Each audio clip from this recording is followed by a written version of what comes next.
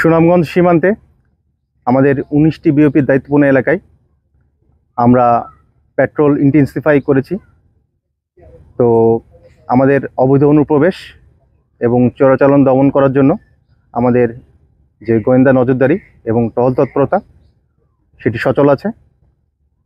তো বাংলাদেশ সীমান্তরক্ষী বাহিনী হিসেবে বর্ডার গার্ড বাংলাদেশ আমাদের যে মূল দায়িত্ব সীমান্ত সুরক্ষা, সেটির জন্য আমরা ফুললি প্রিপেয়ার্ড।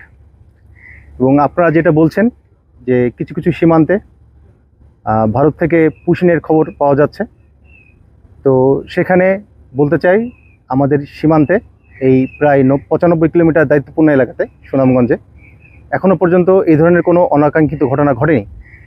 কিন্তু আমাদের 19টি বিওপির প্রতিটি সদস্য এ ব্যাপারে ওয়াকিবহাল আছে এবং তারা এ ব্যাপারে সচেতন।